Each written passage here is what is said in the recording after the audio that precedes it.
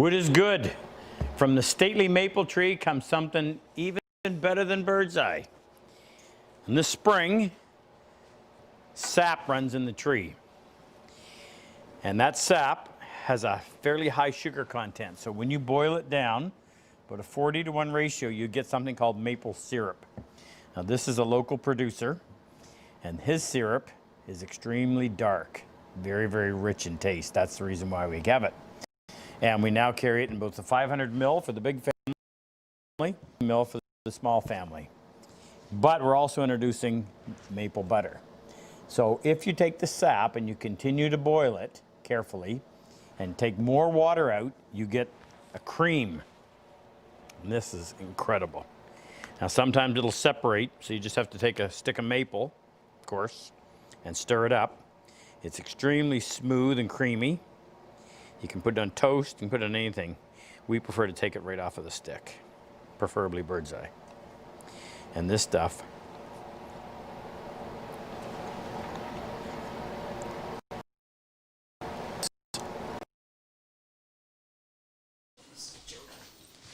all right, we're live.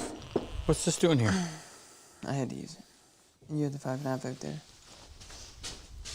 Are we up? We are. Hi, folks. Like, as in, I don't see a red light on the camera. That's all right. We're not recording from the camera. It's streams. Oh, but we're on? We're on. Hi, folks. Welcome. Sorry, we were always discombobulated. Welcome to our Saturday night question and answer. This is something that we do in order to raise funds for a Purple Heart project.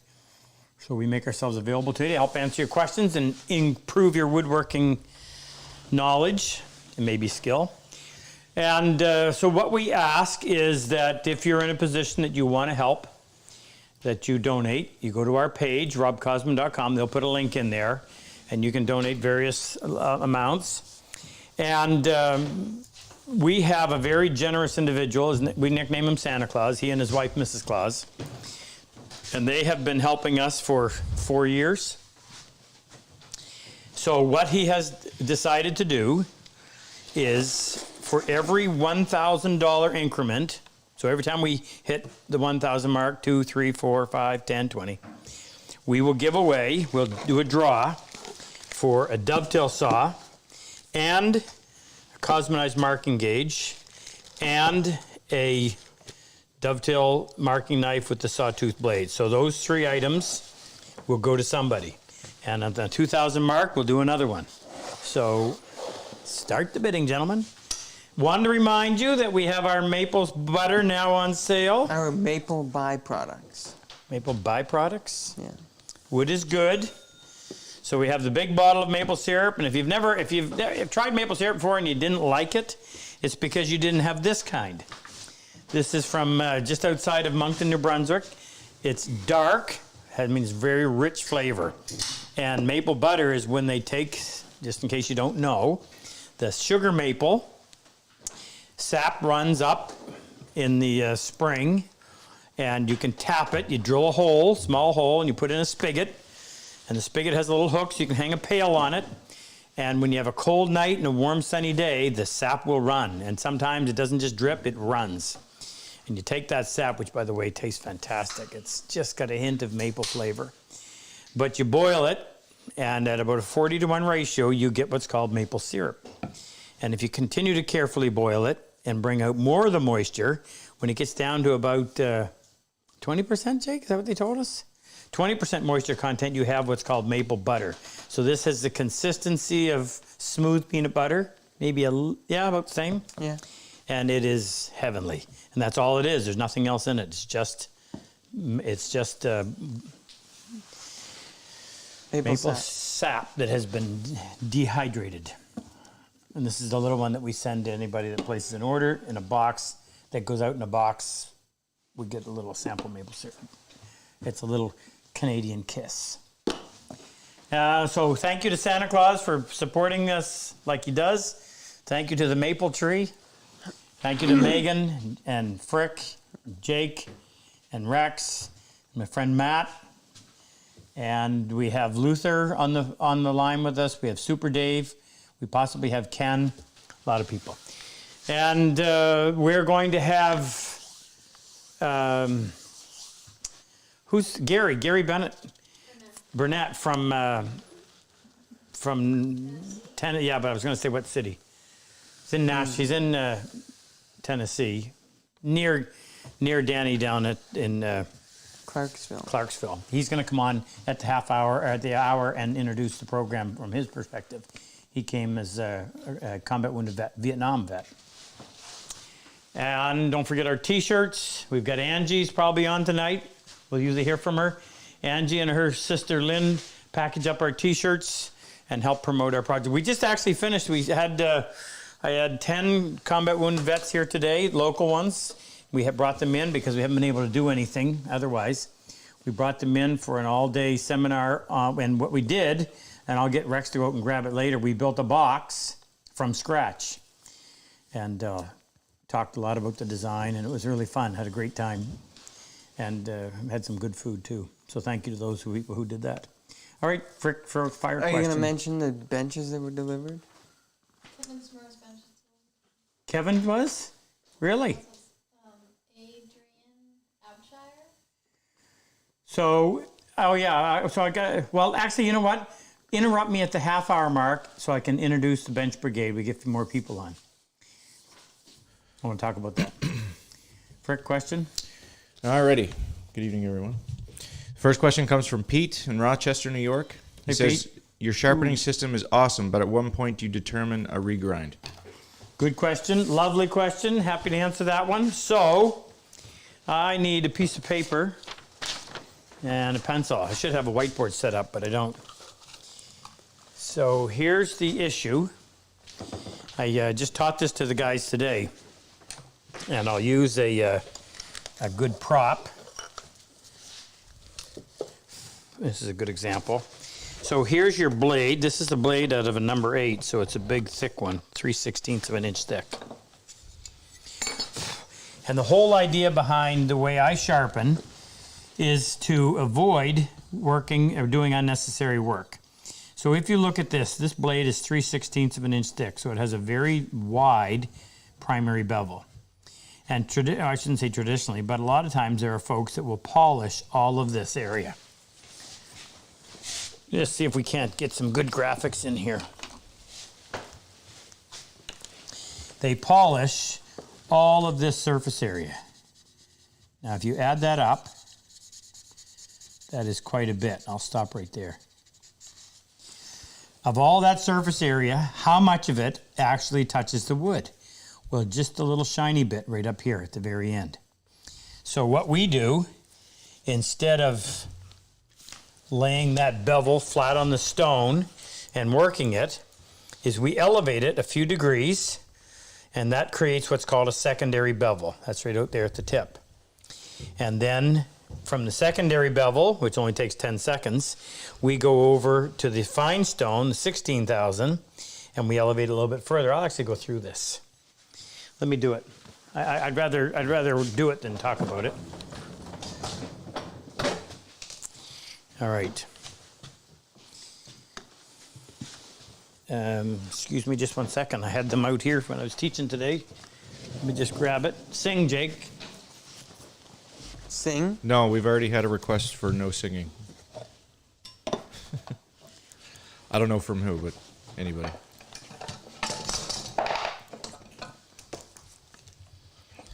What happened to the singing? We've had requests for no singing. Okay.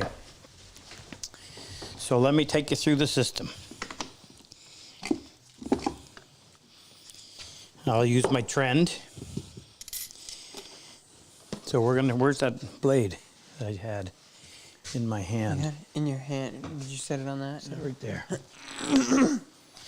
All right, so if I was coming to sharpen, the first thing I would do is come in here and I would lubricate the face of my 16,000 grit stone.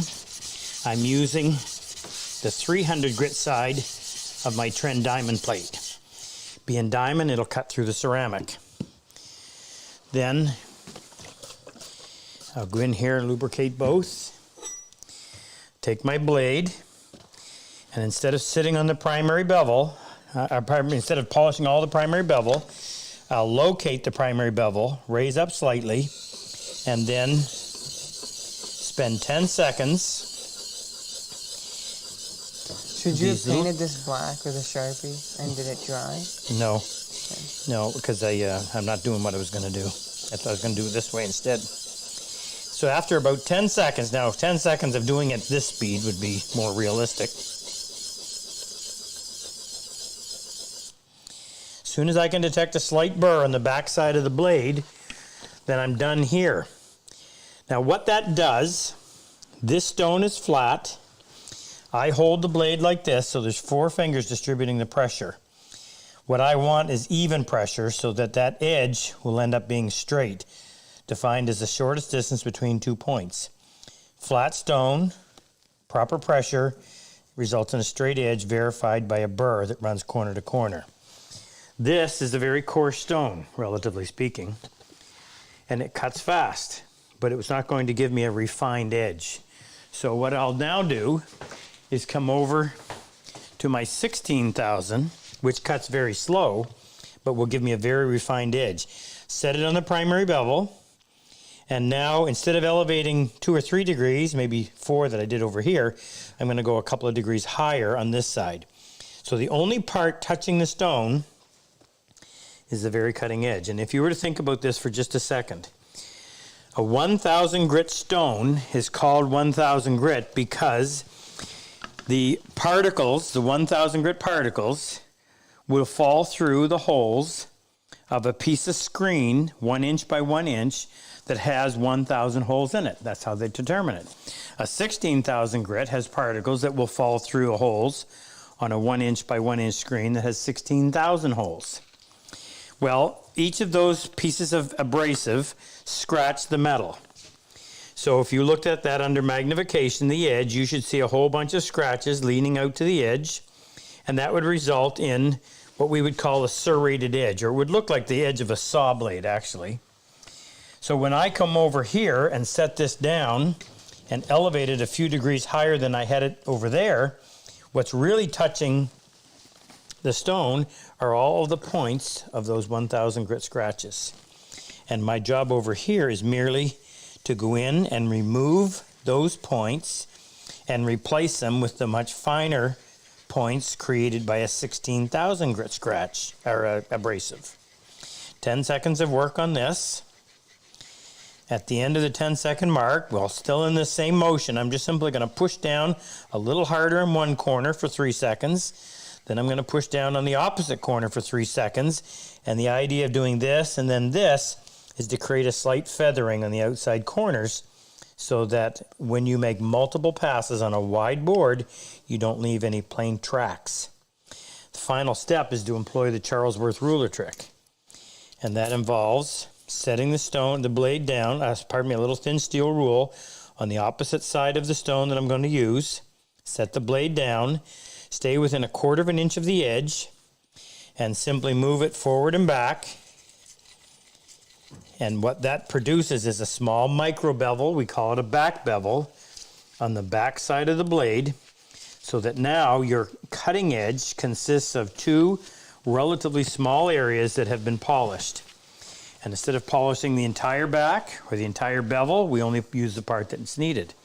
Now, the question, and this is a long roundabout way, but I wanted to make sure you understood all the details.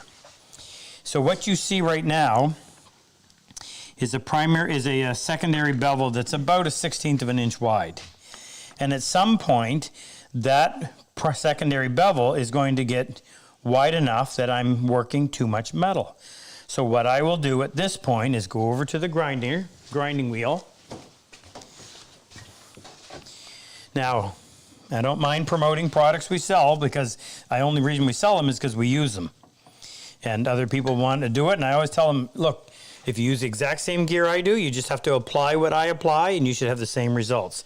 This is called a Wolverine grinding jig. It's made by a company called One Way. And they make these for us. It's a nice, big, thick piece of 1/4 inch steel. It actually attaches to the table instead of the grinder, so you can make it fit any grinder. Everything works on a cam. So you want it, get it where you want it, you just tighten that up and it's rock solid. Here, you just get it the angle you want, tighten it up. I'm using a CBN wheel. Why? Because it cuts extremely fast and cool. So before I start, I'm going to go in here and I want to essentially set this up so that it's maintaining or grinding the exact same angle that I had on here originally. And it's usually going to be somewhere around 25 degrees. Now, I like to keep that as close to the stone as I can get it, the wheel.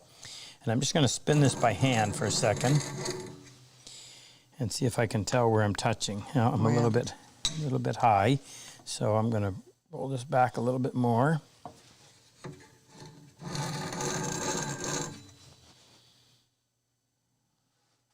Still way up.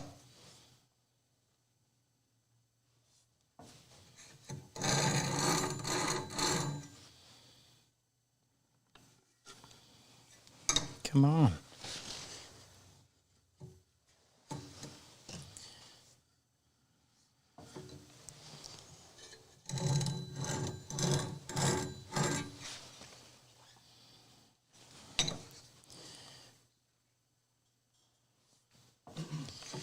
I don't care whether this is the right one or not, I'm going to go with it. All right, close enough. So now we'll go in here.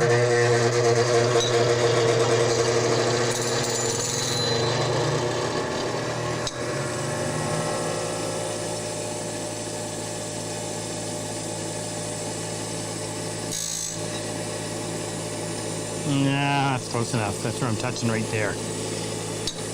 But what I'm going to do is simply extend that primary bevel to shorten this secondary bevel. Can you paint it? Why, you're not able to Well, pick it up? it's just all shiny to me.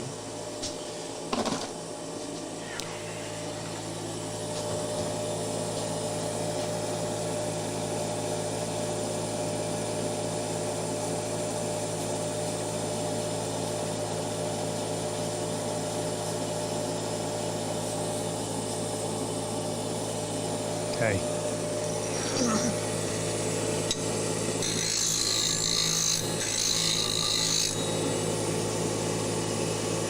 We haven't touched right out on the edge. And I don't want to. All I want to do with this is shorten my secondary bevel so that each time I go back to sharpen, I don't have to work as much material. Now, I'm just going to do a little bit more, and there's no reason to go all the way through.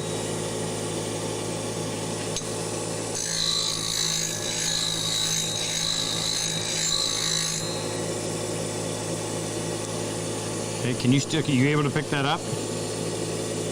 It's just a little bit.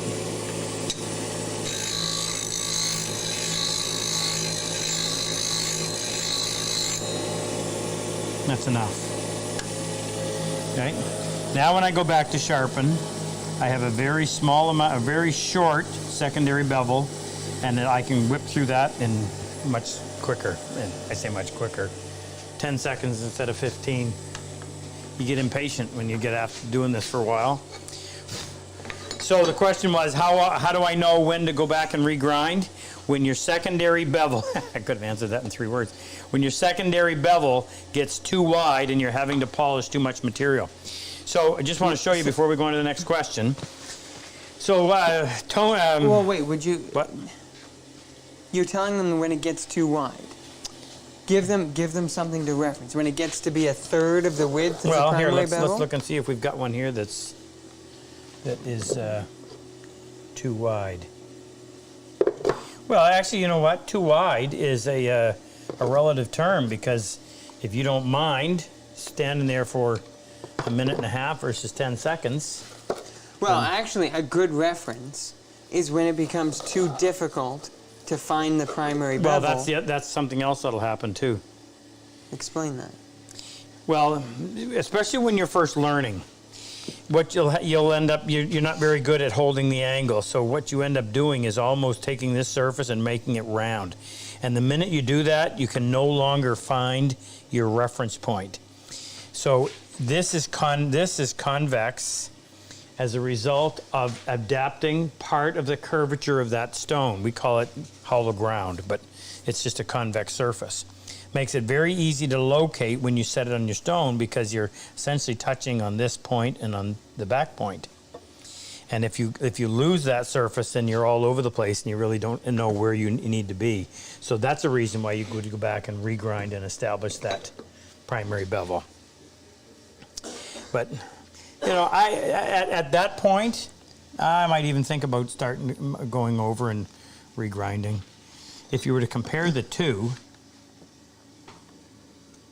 I don't know if you're able to pick that up on the camera or not. No, they look very much. Yeah, okay. very Well, similar. the smaller that secondary bevel is, the faster you can go in And the easier it is to sharpen. And the easier it is to sharpen. So I just want to show you what we did today. Tony Bahadur is a Canadian. He's actually not a vet yet, but he's retiring in a matter of about 6 months. And Tony has been selected to come to our program, our Purple Heart program, this year, but obviously he wasn't able to because of the COVID thing. So he's coming next year. But he has been instrumental in getting me on the local base to expose these guys to this. And I told him in January when we first went that we would do it, I would do it a couple of times a year. Well, they won't allow anybody on base, so we brought them down here. He organized it. We brought in 10 of them today. And I thought instead of just going through and teach them how to sharpen and cut dovetails, why don't we have some fun and actually build something? So we went through the entire process of how do you design a box? Well, that's complicated. 4 sides, top and a bottom. But how about getting the exact proportions? So we spent an hour going through with styrofoam and just cutting and changing the shape until we had the shape we want, which then allowed us to come in and decide how thick we wanted the sides. So we started with rough lumber, processed everything by hand. We had to cut step dovetails in order to hide the groove, which was complicated in and of itself, but I haven't flushed it off yet, but we just took it out of the clamps. So we got that far today and had a good lunch. Okay, next. All right. We have time for 3 more questions. Yeah, really. Okay, I'll be quicker. Okay, so here's a couple from the chat that Luther picked out. First one is from Patrick Bishop. And he says, hi, what's Rob's view of CNCs? Is it considered proper woodworking? You know, it really amazes me. I go into woodcraft stores and they're selling CNC machines. In case you don't know, that stands for computer numeric control. Numerically or numeric? Computer numeric control, I think is the way it's called. And it's where you put a piece of wood in and program this machine, and it comes over and does all the work and produces something. Well, why do I do this wood? Why do I woodwork now? Because it's when you build something like this, it may not be terribly pretty right now, but when that's done and you stand back and look at it and realize that I went and I took a rough board like this that essentially was processed from the tree to this state. I took it, made all the pieces flat, smooth, and square on all 6 surfaces, cut the joints, and put the whole thing together. There's satisfaction in that. Plugging in a CNC machine to do something, I don't get it. I don't have an opinion either way, one way or the other. Would I buy one? No. Well, you wouldn't buy a wood cutting CNC. Yeah. No, I would use them for machining the things you need to machine, but for the actual enjoyment of woodworking, that's not my cup of tea. Next. Okay, so another one from the chat. This one comes from Ryan Maley. And he says, Rob, how do you approach furniture design? Where do you find inspiration, and how do you plan a design? Oh, that's the topic we talked about a lot today. So I had the very good fortune of studying under a man named Milo Boffman. Milo, if you were in the furniture industry 30, 40, 50 years ago, you would know who Milo Boffman is because he was one of the premier American furniture designers. And Milo moved his business from North Carolina to Salt Lake City. And he became an adjunct professor at BYU, furniture design. At the same time, he maintained his furniture design business. and we hit it off, and he hired me to do his prototype work, which was great. He threw me in, I got thrown into advanced furniture classes, and the students in there had 3 years of rendering. Oh my goodness. I could barely draw my name, and these people would do these pieces of artwork that were just flawless. Well, so Milo made a deal. He said, well, Rob, if you want, you can build scale models. Guess who got the A in the class? The best picture in the world can't compete with a white oak desk with little tiny dovetails hand cut. Hey, and that's what I did. So how do I design furniture? Well, how do you find inspiration? Of course, necessity breeds the need. And from there, you just start. This is a difficult question to answer. I will tell you my procedure. I don't know if I can tell you how I come up with the idea. But the first thing I do is I build a scale model. And I would encourage anybody to do something like that because scale models are relatively cheap. You're using small bits of material. It has to be scale. So if it's a quarter scale, that means if it normally would be 12 inches and it's a quarter scale, this is going to be 3 inches. And you go through and you build that scale model. And the nice thing about a scale model is it takes a fraction of the time. And when you sit there and look at it, because it's to scale, it has all the same proportions that the full-size piece would have. So I would build a customer a scale model. And then if they liked it, I would build a full-size. Here's why. Someone comes to you, and the average person, I have come to learn, cannot articulate well enough to really envision what something 60 inches tall by 52 inches wide by 18 inches deep actually looks like in their living room. So they would have an idea, and they wanted it this tall, this big, this wide. So rather than build it and then bring it to them, and she stands there and goes, "Oh, that's too big," I would build it out of 2-inch styrofoam. And that was easy to work with, easy to cut up. I would draw in with a marker all the doors and drawers, and I would deliver it to their home, and I would put it there and say, okay, is this too big, too small, whatever. You know, if they wanted to make changes, it was pretty easy to change in styrofoam. But it was a much more efficient way. Now, if you're building something that costs $400, then don't bother. But if you're building a piece of furniture that costs multiple thousands of dollars, then it's worth the time to do that. That's how I went about doing it. And the other nice thing, too, is when you build a full-size mock-up and you're ready to build the real thing, you can take your measurements right off of the mock-up, which makes it a lot easier. But the inspiration, the design, where it comes from, I'm sorry, I can't answer that. I don't know. I do not know. Dream it up. Dwell on it. Think about it. I try not to look at other furniture designs because I don't want to be influenced by them.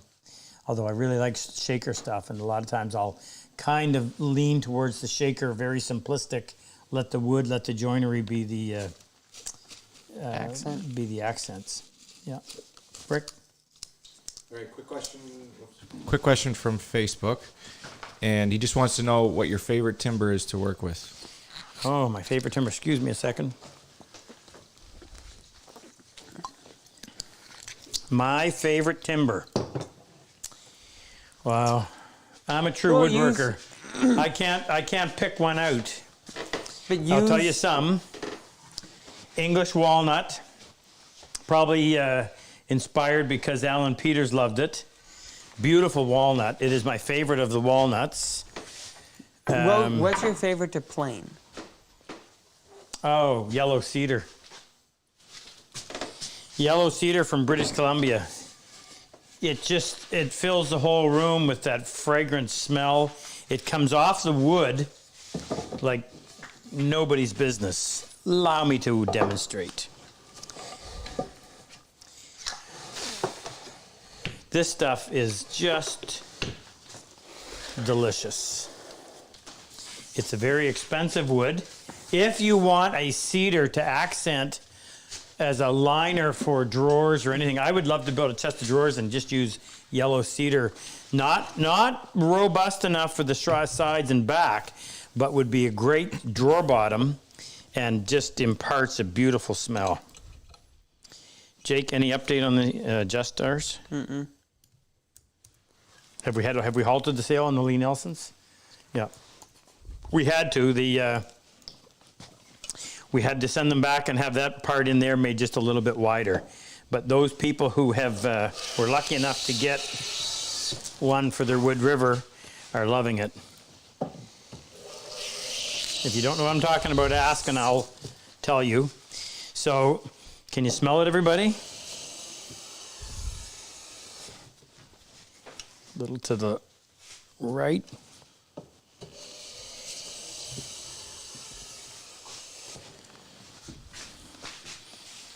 Just a beautiful wood. It's a coniferous, it's a softwood, but it smells.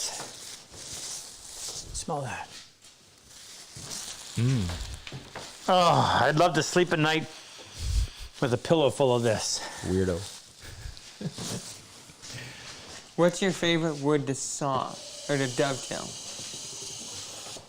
You know what my favorite wood is?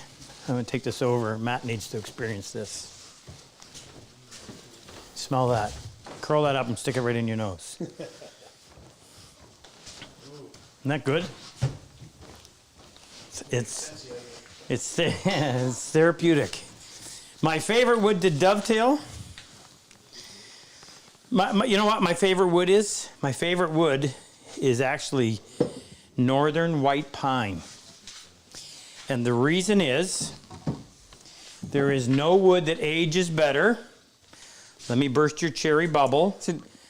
Cherry is a beautiful wood for the first couple of years. And if you have enough UV light in your living room, all that furniture will become blonde and you can't even tell what it is. Walnut will get a gray brown. All of the exotics get darker to the point where you sometimes might not even be able to see the detail. What are you looking at? Well, Vera wood, of course. Well, Vera wood, yeah. I mean, that piece of Vera wood, let me just grab it real quick. Is that what Dave's been waiting for me to say? Dave's not here. What's going on? Oh, did he? It's like, hey, everybody. So here's that Vera wood log that we cut up the other day. So there's the color, it was sitting down like that, and there's the green that it's achieving. What did he say? I'm on Super Dave time, and there was a bus full of orphan llamas that needed saving. He's one of a kind. So you're saying that pine would be your favorite furniture wood? Well, let me explain. Yeah. So there's a couple things. If you're going to build a piece of furniture, if you're going to design and build a piece of furniture, you have to choose your wood carefully. You have to think about what's this going to look like in 5 years, in 10 years, in 15 years, in 100 years. If you're building and you have children, some point your son is going to take the bed frame and set it on the top of your beautiful chest and use it as a slide. Rex? He still does that were now. you 19 when you did that? So, stuff gets beat up. Pine is one of those woods that it's almost expected. There aren't too many woods where they distress it on purpose, but pine is one of them. It gets the best patina of any wood. It just gets this honey color, and it just gets better with age. It's warm to the touch.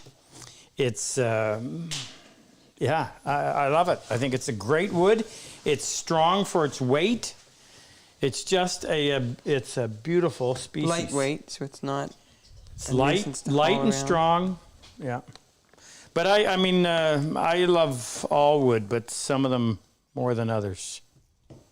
That's a hard question to answer. There's so much of it. All right, let's move on because then. Wait, wood is good. should we mention your least favorite? What is my least favorite? I don't know. What is your least favorite? What is my least favorite? Oh, Red oak? No, Purple Heart. Oh, Purple Heart because it's such a miserable wood to work, and red oak. I have absolutely no respect for red oak. Red oak is when they outfit first fast food restaurants with it. That's not the wood you want to be having in your house, I don't think. And I have red oak hardwood floors in my house. Here, come over here, and I'll just show you some species that we shot a video just the other day on dealing with figured wood. So we took a piece of red oak to show one side of the spectrum. This is a piece of quilted maple. Who sent that to me? I don't know. I do. I'll remember it in a minute. Here's a piece of redwood burl. Here's a piece of bird's eye. We hand planed all these, by the way, in the video. There's a piece of quilted maple, or a fiddleback, sorry. See the figure? There's a little piece of maple, western maple burl. We didn't plane this one. Here's a piece of claro walnut. There's a piece of, what was this? Macor, yeah. Which, by the way, the dust on that will kill you. Just one whiff and you can't breathe. Okay. Okay, next. All right, we have another question from the chat. This comes from Clyde Jones. He says, do you use spring joints when joining two boards, and if so, how do you prepare the edges? We did this one last time. So what's his name, Clyde? Clyde, yeah. What he's referring to is if you, the best example is when I built our dining room table, which is out of pine. Again, it's going to get beat up, so you may as well use a wood that's going to look okay beat up. So when you have a long joint, you want it to stay together as long as possible. So you have three options. Either the two edges are perfectly straight, defined as the shortest distance between 2 points. They're going to be somewhat bowed like this, and you try to clamp them together so you always have pressure on that outside wanting to pull that joint apart. Or they're going to be cupped like this, and as you clamp them in the middle, keeps the outside edges tight, but you risk having it break apart in the center. So ideally, you get them perfectly straight and just ever so slightly hollow them out, just enough so that you keep those outside edges tight. And I don't know how, boy, perfectly straight would be ideal, but almost something that seems impossible to achieve. So yes, I do. On long boards, on short ones, typically not. You can usually get them straight enough so they close together and there's no visible gap. Next. Okay, Andrew Klug, also from the chat, he says, can you comment on your experience learning from Sam Maloof? So I took a class from Sam Maloof in 1986, and super individual. That was over in Fort Collins, Colorado. And then in the summer of 1987, I was the shop assistant, and Sam came there and did a weekend seminar of building a chair, and I worked as his assistant then, and was a great guy, just salt of the earth. And in fact, he had sold the ranch a chair, and had a joint that had broken loose, and this was the next year afterwards, and he contacted me and asked me if I'm there if I would fix it. I'm thinking, wow, Sam Maloof wants me to work on one of his pieces of furniture. So all I can tell you about him is this. He was exactly to me as he was to everybody else. There weren't two sides of Sam Maloof. He was as genuine as the day is long. He was friendly. He just treated everybody the same. He treated everybody with respect. He loved wood. He was a hard worker. He was very creative. And you'll never hear anybody say anything negative about him. He was a very good person. All Next. right. Yep. Okay. And an incredible craftsman. That goes without saying. All right. This next one comes from Todd Fisher from Omaha, Nebraska, and he says, "Can your plane sharpening method be used on a skew chisel?"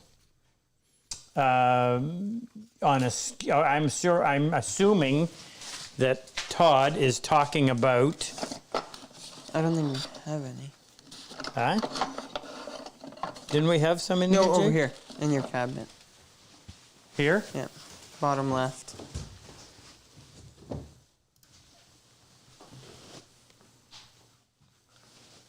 Okay. So, how come there's no ferrule on this? There's 3 of them in here, no ferrule. So here's what I'm pretty sure these are talking about a skew chisel for, not a skew chisel on the lathe. So, ask the question again, please. Yep. Rex. Can your plane sharpening method be used on a skew chisel? Can your plane Sharpening. sharpening method be used on a skew chisel? Well, you never use the ruler trick on a chisel. That is only for planes, spoke shaves, scrapers. That you got that little blue bottle? Yeah, okay. But as far as using the secondary and tertiary bevel, absolutely you can. I'll demonstrate for you. Thank you. If he was referring to a skew chisel on a lathe, answer that. If he was, well, You can't. ask him to clarify that. Or was that in the, This one was submitted beforehand. was this submitted? Okay. If so he's I'm in the just- chat, we'll get him to. Okay, I'm going to go with this. So here's how I would sharpen a skew chisel. Same method in terms of preparing the stones. You're going to set your blade down on the primary bevel. I'm just off to the side. I'm using my finger to apply pressure. I'm squeezing my thumb so that both hands are together. Find my primary, come up slightly, little circles. Get your burr, come over here, find your primary, come up a little bit higher. Flip it over, lay it down. Polish off the burr, keep it flat, no elevating, and Bob's your uncle. You have a sharp plane, you have a sharp skew chisel. Now I haven't gone through and prepared the back on this, but that'll cut. Then you have a little wee tiny secondary and tertiary, although you can't tell them apart. This is an IBC skew chisel. Hopefully that was your question, or that was what you were talking about. Next, Frick. On that topic, Piero from Facebook, actually, he just said that you sent him a Cocobella saw and Kingswood saw. He got it. Oh. He loves it. He wants to know how you sharpen. Pete. Yeah. Pete, glad you loved it. What? Ask about sharpening. He wants me to ask you about sharpening router plane knives. Is that Router, plane. Well, Oh, blade. I assume Oh, you okay. mean All right. Yeah. Let's take one out. I like it when I get to do stuff and not just talk. So I'm going to do the common one. So here's a 1/4 inch router bit or a router plane blade. So that would fit in a small router plane, which, by the way, if you don't own one of these, you should. Extremely accurate tool, and it'll allow you to go in and to clean and to make the bottom of a groove the uniform depth all the way across. Whereas cutting them on a table saw, they have a tendency to float because they're cutting at the top of the circle of the blade, and it's always pushing the wood up. But how do you sharpen it? Come on over here. Not difficult. Doesn't take a long time and doesn't have to be done very often because somewhat limited use. So you're going to first go in and you're going to polish the back. Now, I've already done mine, so I'm not going to start here in the 1000. But what you would do is you would walk through the various grits. And it's a little bit hard to do because sometimes this thing wants to skip. But like doing a chisel back, you want to keep that flat. So you go through the various grits, and I have a tendency to push right here in the bevel and just try to avoid having it. You'll find it's a little bit awkward doing it. Once you get it done, it's done for life. Now to do the bevel, you need to have your stone on the edge of your platform because this has to hang low. Find your primary bevel, just like that. Elevate it slightly. Little wee short strokes. As soon as you can get a burr on the back side,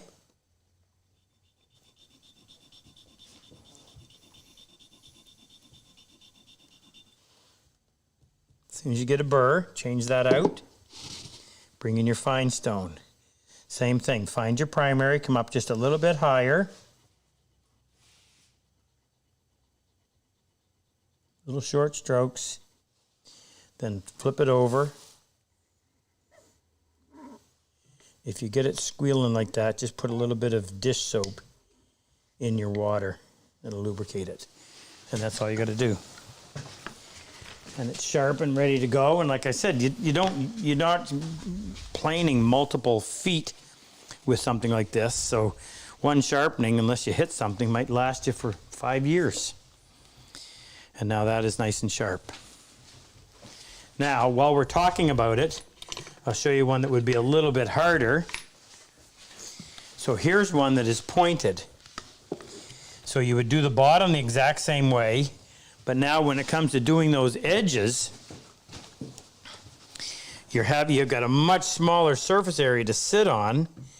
So you got to try to find that. And I find with those little small surfaces, you just have to limit the length of your stroke so you have a little more control. And then you're going to do the other side. And then polish the back. Slow and tedious, but doable. The nice thing about this particular tool is it usually, and I would say 95% of the time, you're going to be working on a surface with that tool that's going to be hidden inside a joint. It's not very often that you're going to see the area that works on. So it doesn't have to be sharp like a plane blade to leave this flawless surface. Next. So on that same topic, Adrian Abshire from the chat says, what is the best size of router plane to start with?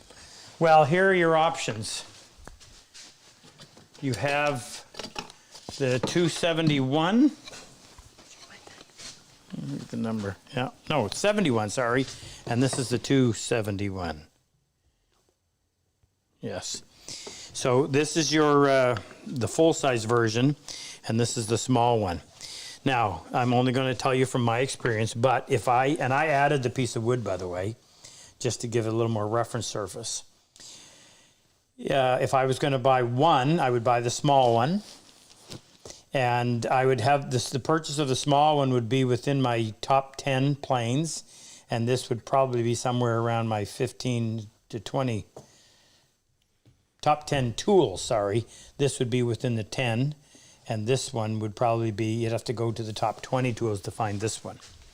What I like about this is that if you're using it to adjust the cheek on a mortise and tenon joint, and you typically want that cheek to be parallel to the face. So you can get in here like this, supporting this side of the tool on the face of the board. The tenon is down here, and you can go in and you can simply do this side to side, and it'll make that surface parallel to this surface. And I like the fact that there's the support of this part of the sole of the plane is this close to the blade. Because when you're working, I like that. I won't say how and why, but that's what I like about it. Whereas this one, you're quite a ways away. I use this one probably 4 times more than I use this one, and they're both within reach, so it's not a proximity issue. Speaking of Adrian, Yeah. he's one of the bench builders. Is he? And whose bench? He just delivered Kevin Smirin. He did Kevin's. Well, Adrian, brother, thank you. So let me take just a second and introduce our program. How are we for numbers tonight, Frick? We have 771 right now. Okay. And how are our donations tonight, Megan? Are we giving away a Dovetail saw yet? Ooh. Gotta put Santa. We gotta give Santa blessings. So, about 8 months ago, I woke up one night and I realized that we are bringing these men and women in that are combat wounded. We're giving them this training. We're sending them home with all these tools thanks to your generosity. And I realized they don't have a bench. And it was like, oh my goodness, how could we have let this slide? If you don't have a workbench, how do you do hand woodworking? So somehow I ran into Jack Lane down in Texas. I'm not sure how we got connected. I know Jack is coming to one of the classes, but Jack may have just heard me talking about it. Jack volunteered. He said, Rob, can I run this program for you? Well, my plate was full. In fact, Luther was mad at me for even entertaining it because we don't have time to do what we've already committed to do.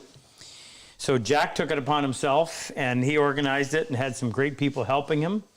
So what happens is civilian volunteers procure the materials, build it to our specs, finish it, and Jack hooks them up with somebody, one of the combat wounded vets that has been to our class in their area or close to them, and we provide them with the vise and the bench dogs, and they deliver it.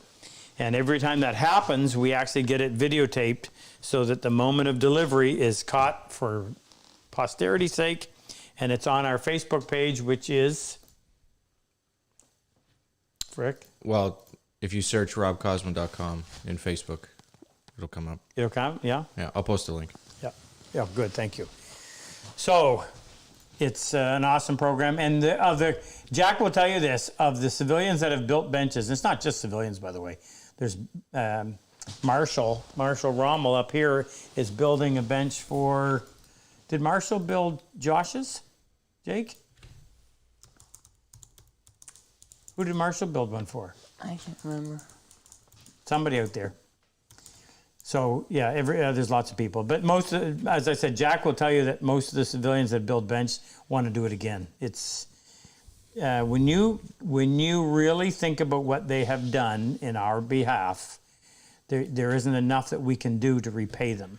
So being able to do a little something that you can see the immediate gratitude that they have for is fantastic. It's why we do this. We don't do this for the gratitude. We don't do this for our own satisfaction. We do this for the feeling of knowing that we've been able to help them. Yeah, that was jumbled up, but I got it out, I hope. Next, Frick. Here, wait. What? Well, that's the list Of what? of the benches that were just Oh, that have been distributed? So read that. Okay, delivered. So Mike McIntyre from Arizona delivered Joe Bright's. Now, Joe is a good man.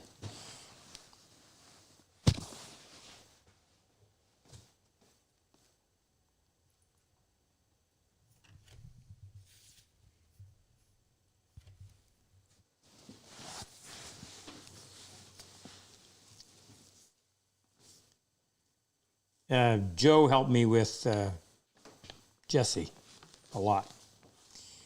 And Phil Lawrence had his bench built by Ken Stewart in Hunter, Kansas.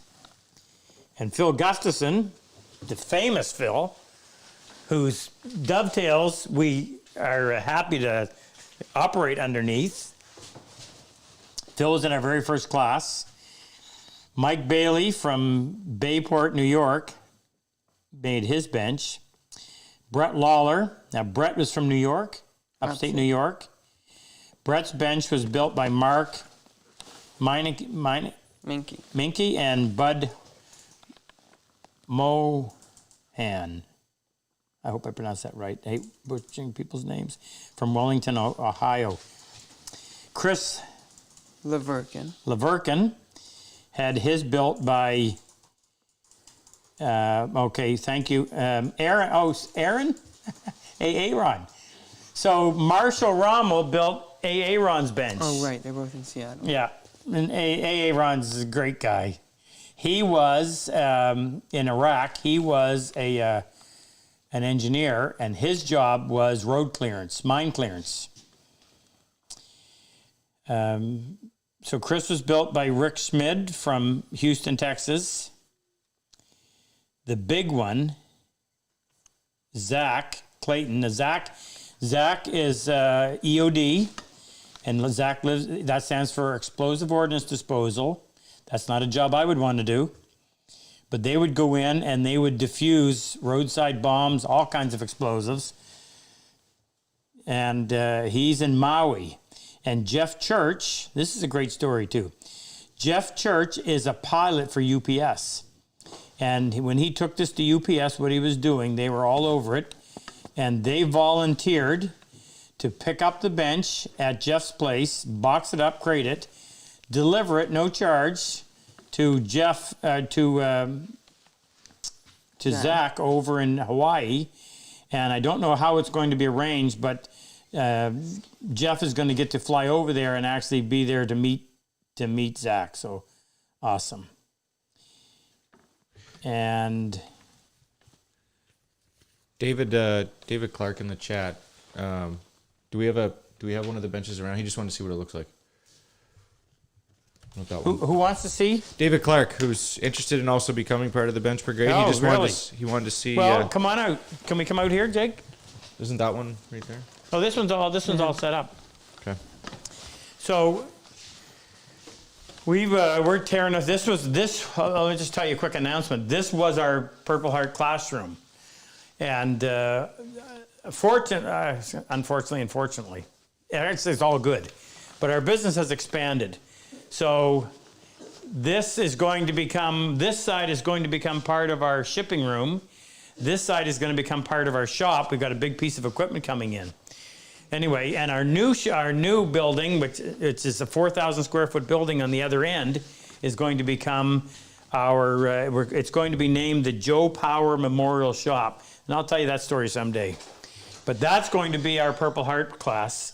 It's going to have a proper kitchen, a dining area, a quiet room, 2 bathrooms, 1 wheelchair accessible, and about a 2,500 square foot classroom. This is 1,000 square feet, so we're going to have lots of room, well lit, beautiful. Anyway, so we were out here today. This is where we taught. We had the guys in here. So this is the bench that we're referring to.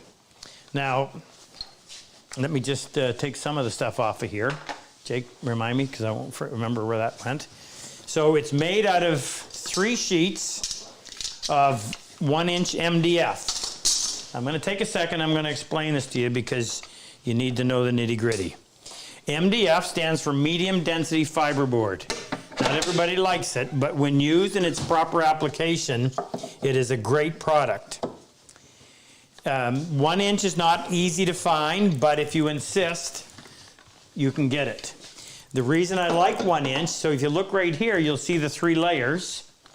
The reason I like 1 inch is because it tends to be more flat. You only have 1 glue joint instead of using 3/4, which means you end up having to work with 3 glue joints, Right. putting together 4 pieces. You mean 2 glue joints? What did I say? You said 1. Oh, two glue joints. 2 instead of 3. Now, this tool tray was added on after the fact. We had a class of vets that were super duper. They were cranking through the stuff faster than I could keep up with this. So I said, well, you know what, boys? You can each make one of these tool trays that we attach to this. So they dovetailed them all up, processed all the wood by hand, and then they each wrote a note to the future class people, and a little memento. So you've got a top that is 60 inches by 20, 3 inches thick. It's drilled to accept a 1-inch bench dog, which is made by Schoberg. The overhang on this end measures, I think, 14 inches. Yeah, 13 and a half actually. And what we have applied here is the Schoberg bench vise, which the best thing about this is the fact that they use rectangular tubes instead of round tubes. So up underneath, there are 2 set screws that allow you to remove all of the racking from this. There's 2 phenolic strips on either side, and there's this piece of steel in there that those 2 screws push against, squeezing that rectangular shape so that it does not rack. This is added to it. Fantastic. Absolutely the best vise of that type that you can find. The base is built with a sheet of 5/8 inch Baltic birch. We use Baltic birch plywood, also called Russian birch, because they use the same material on all of the layers. If you go buy cheap plywood, typical plywood is going to have very inexpensive inner core. It's almost a weed, and they only use the good stuff on the very outside. This uses birch, multiple layers of birch, makes a far superior product. So these pieces are all put together, stapled and glued, And when you're done, it's a rock solid super bench. Call it a super bench. It's a weekend project. And it's built for essentially the cost of one sheet of MDF, one sheet of Baltic birch. The most expensive part is going to be the vise.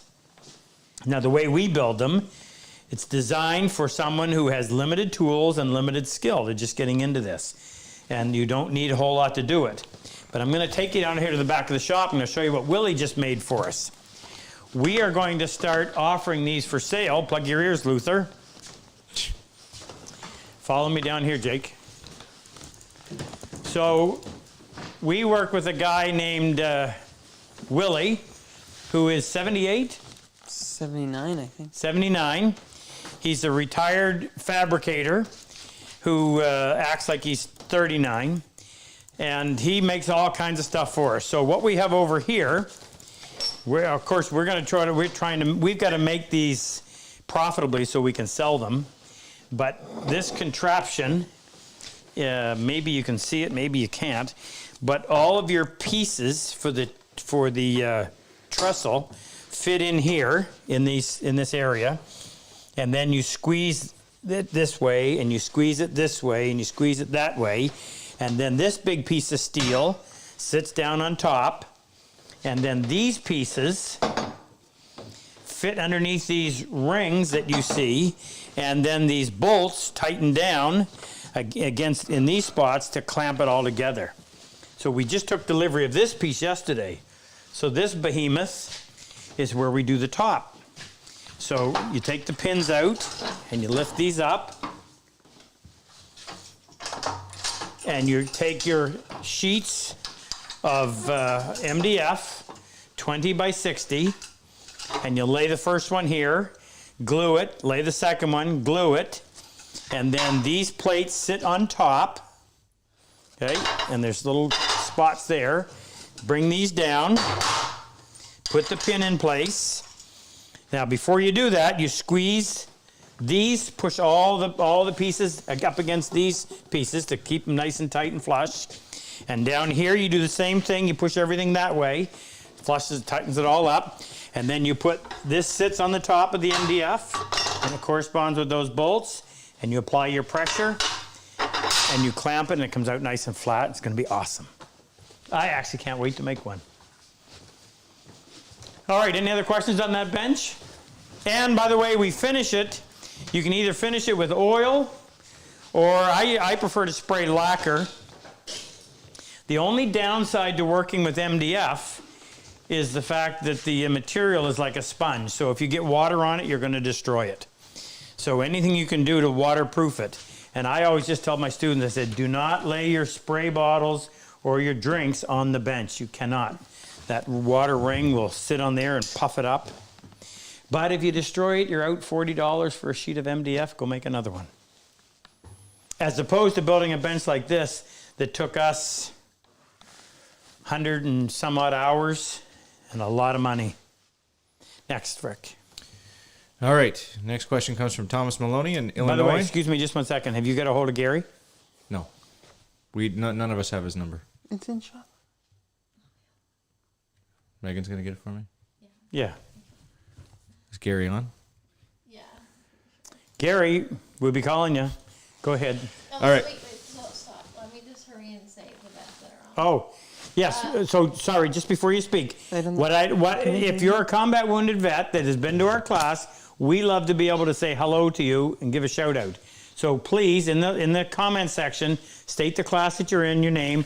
Megan spots them and then tells me about them. Go ahead. Who is? Philip Lawrence, Philip, who just got his bench. Gary Burnett, who we're gonna hopefully We'll hear some from. soon. Mark is here. Mark Smith. Yeah, he was. Mark was earlier. here. Yeah, he was here. Well, yes. Pete's on. Pete, the famous Pete Yeah. Ambrose Yes. from Mississippi. Jake. Jake Tarola. Rolla. Jake, we got to get your stuff in the mail, brother. We got to do that this week. By shipping, I mean. Go ahead. Who else? Kevin Smear. Kevin Smear. And Kevin just got his bench, brother. Hope it works. Yeah, I owe you a text. I read it. I'm sorry, I just didn't get back to you, but I will. Promise. And Danny Bell. Of course, Danny Bell. Danny Bell. Check out Danny's. He requested that there must be a bidet in the new shop bathroom. I told him we'd call it the Danny bidet. Check out Danny's not his website. Does Danny have a website yet? His YouTube channel. Check out his YouTube channel and his Facebook page, and watch him build those river tables. It's pretty fascinating. He does an awesome job. And if you're anywhere near Clarksville, Tennessee, stop in. He sells lumber and supplies, and is a huge supporter of the Purple Heart Project. He's a combat wounded vet himself. He's retiring soon. Danny was a helicopter pilot. Hopefully we'll get down there again in January. Keep fingers crossed that we can get across the border. Anybody else? Greg, go ahead. You're not ready. Well, no, so here's what, remember?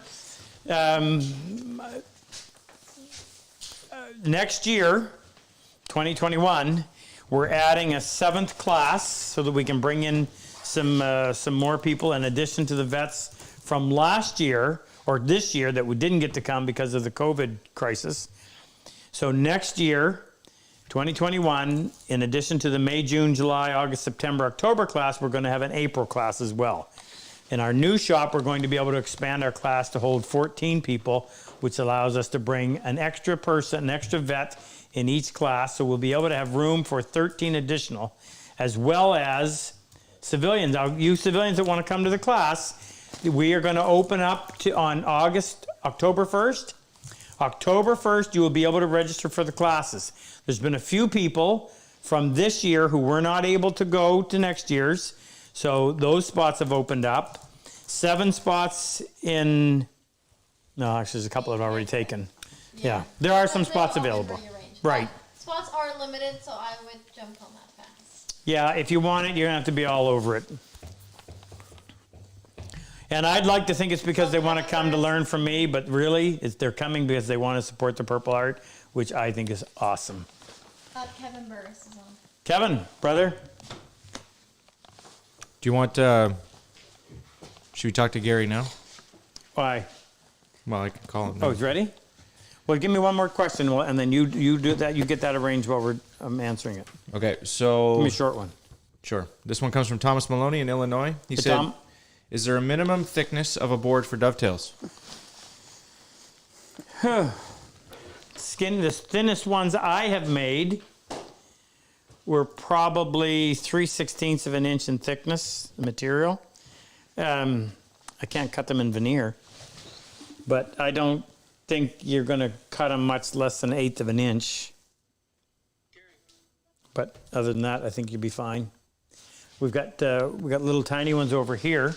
Yeah, I think they're still 1/4. So just in case you're new and you haven't seen what we're doing, this is our current project in our online workshop. I need to say something about this. So we run an online workshop. We've been doing this since 2011. We film 3 45-minute episodes every week and post them. We miss one once in a while. I'm just thinking this week we missed one. And the whole idea is to teach you how to build furniture from scratch right through to the final finish. This is the current project. It's a standing desk. And what I love so much about this standing desk is our tricky little way. So if you're a customer and you need a pen, your drawer is right over here where your little pens are. You've just been informed that the interest is Super Dave. Oh, of course. So these are, I opened this up actually to tell you the smallest dovetails. So this material is just under 1/4 of an inch. So that's easy to do. I'll maybe even try that.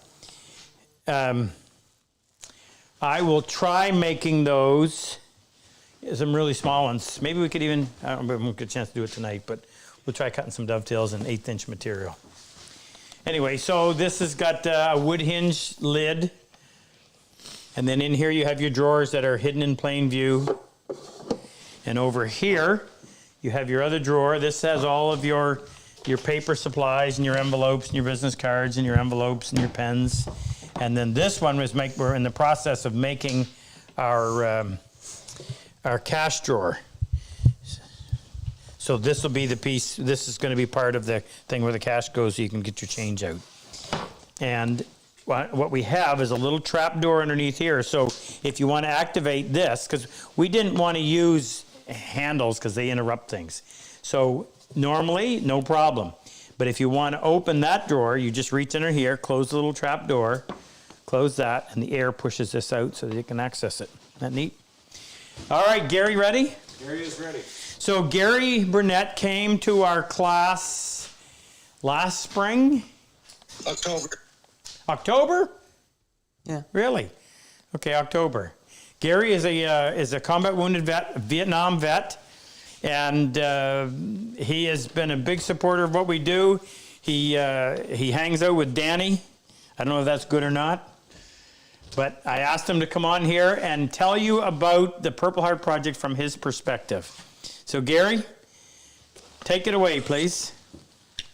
You're sporting that Santa Claus beard. You getting ready for Christmas? I haven't been able to get to the barber shop. Oh. I started, basically I was a 2x4 plywood carpenter. Didn't have a lot of hand tools because I didn't know how to use them or sharpen them or anything like that. So I started watching videos, and Rob's were the best. Gary, So- Gary, can I interrupt you? Yeah. Can you tell us a little bit about your military background? Oh, sure. Yeah, I was in Vietnam in 1971 and 1972. Army? Navy. Navy? Yeah, we went up into some rivers and into different bays and did a lot of it that way. We took out a lot of anti-aircraft guns and sunk a whole lot of SAMs that were carrying arms across rivers. What really affected me was the collateral damages. In other words, we were attacking things that they had their whole families there. And that really, really affected me. And besides the body parts and things like that, and I was 18 years old. I was not prepared for all of that. So, in any case, we got through with Vietnam, stayed in for 12 years, got out for family reasons. Navy 12 years? Yes. Got out for family reasons, and one of the things had me get out at 12 years was they sent me to recruiting duty, and I just could not do it. I could not talk some young kid into going to do what I did, potentially, and going through what I did. It was just too much. Anyway, I had a lot of issues that with PTSD. I didn't know what PTSD was. All the things that come with it. And so recently I retired and started going to the VA and learning more about PTSD. And essentially, I stayed isolated at home unless I met a vet somewhere and we could talk. But people just don't understand the mental scars that you have from that. It just eats at you for a long time. When I sent you a text asking about being able to get access to your videos, and the next day I was shocked beyond belief when you called me. And I just couldn't believe that. And then you told me about applying for the Purple Heart Project. And I don't have physical Purple Heart. Mine was all mental. But anyway, I applied, and on the second time I got to go to your class. And the biggest impression I had was, why are you doing this? It's, I think all the vets have that question in your mind, because people don't do it. They don't know, for one, but they just don't do things like this. And what you do helps so many of us. You and your whole family, it's miraculous. I know you've saved lives, and probably me too. I was in a bad spot when I went up there, so it was fantastic to get to go through, though. Hearing everyone get up and tell their story was very therapeutic.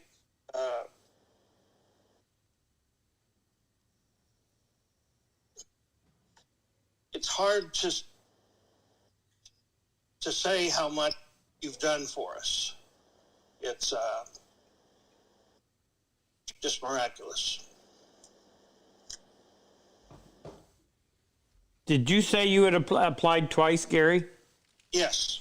I'm glad they brought that up, because what I need people to understand is we are very limited. We've expanded to the point where we can handle 30. How many are we going to be able to handle, Jake? Normally now? 6 times 7, 42. We'll be able to bring in 42 combat wounded vets each year going forward. That may sound like a lot, but when you consider how many there are out there, that's a fly speck on a wall. So if you apply, and it just so happens that there were 42, you were number 43 out of 42 in the way we rate them, all I can do is apologize, but I ask you, please apply again. Danny Bell applied 3 times before he got accepted. So to add to that, it's really hard when you apply, to tell your story. It really is. You have to just lay it out there.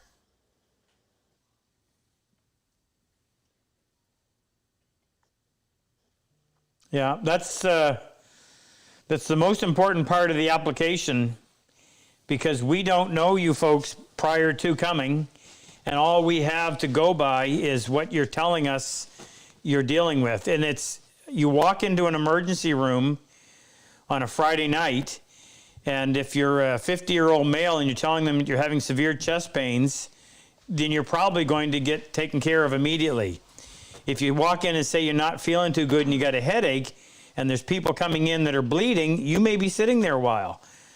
I'm not telling you to exaggerate, but as Gary said, you've got to put it out there. You have got to tell us.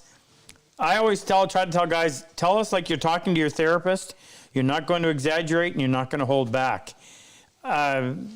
We try our best to bring in the people that we think can use it the most. And I will say, Gary, we have a real soft spot for Vietnam veterans, because they certainly came back.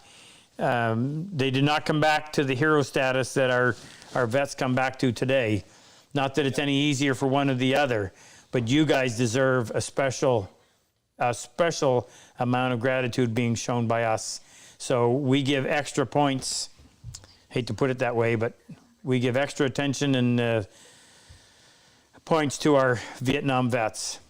Now, I thank you for applying. It was great that you were able to come. The fact that it's helped you makes my heart jump up and down in joy. Glad that you got to meet with Danny Bell. Yep. Because Danny Bell is an incredible individual. That he is.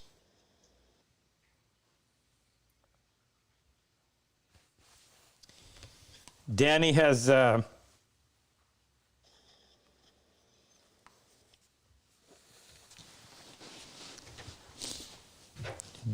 made it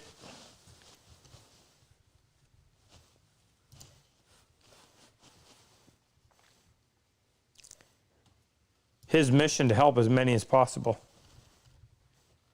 Before I get done, I want to say a special thanks to you, Rob, to all your family and everybody there that helped. It's it affects all of us when we're there, and it just really affects our heart. It really does. Well, we're going to have to name everybody involved, Rob, because I'm just happen to be the face. But when you think of what Luther and Super Dave and Jake and Megan and Frick and Rex and Luther and Danny and all the other people that contribute, Santa Claus, what really makes me happy is to realize that how many people are out there that want to help, and all the bench brigade and Jack, all the people that want to help, and we just lucked out and we found a way to allow them to help, and now they're just jumping on this like there's no tomorrow. Unfortunately, there's so many people that would love to do something, but they don't know what to do. That's kind of where we come in. Anyway, thank you. Thank you. We missed you last week, 2 weeks ago. Yep. You're up in the woods somewhere. But you're back. Thanks, Yep. Gary. Appreciate you doing this for us. All right. I'll try not to miss any of your shows, so I'll see you next time. Yeah. Yeah. Give Danny a high five when you see him next. All right. Bye, Danny.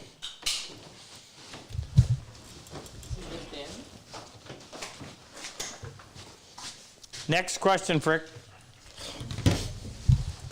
Jeez. Come on, Frick. Okay, just give me a second here. All right. When you come to understand what these people have gone through and continue to go through, you can't help but have compassion and want to be able to help them. When I think of Rex from Texas, and Rex was a combat wounded vet from Vietnam, but he just came in as a regular civilian student. But it was so great to have him there, and he was telling us some stuff one day, and he said, what was he, mid-70s? He said, here it is 50 years later, and just in the last 6 months am I able to tell you stuff about, share this with you and not relive this through nightmares for the next 6 months. So it's a tough thing to deal with, and to have your country ask you to go do it and then not honor you when you come back, that was terrible. We have smartened up. That's the good part. Now we owe these guys, particularly these Vietnam vets, we have a debt. Well, go ahead, Frick. All right, Eric Buchanan. He's Eric. from Barrie, Ontario. And he wants to know the difference between a RobCosman marking gauge and a Cosmanized Wood River marking gauge. Well, this is the Cosmanized, and this is the RobCosman one. So we take this one. We take the Wood River marking gauge, which has all the parts. It just isn't well done. And we flatten the face. We put a flat spot on here so that it won't roll off your bench. We glue it together because it keeps coming apart. And most importantly, we go in and we sharpen that cutter so that it works the way it's supposed to work. Your marking gauge has to be sharp so that when you use it, it severs the fibers, it doesn't crush them. So when you drag that across a piece of pine, you want a line that when you drop your chisel in, there's no guessing where the chisel should sit. It locks it right there. And the price. These are half the price of a Cosmanized gauge. Now, a Cosmanized one, we go in And we make them out of brass and swanstone, which is the same as the... Rex, you want to grab some of those ones that we got over there that are ready for... you know, the ones that are already have already had 4 coats of oil on them? Bring them over, please. We do really pretty ones, and we do ones made out of swanstone that just match the handle. I'll get Rex to go out and grab one of those as well. Don't forget to get some maple butter. Don't blame me if I make you cater to your sweet tooth. Rex is going to bring some of those over. I got some really pretty ones. Every once in a while, I get an opportunity to make something like this. Pardon? There's a snakewood right there. There's a Cocobolo dovetail saw handle.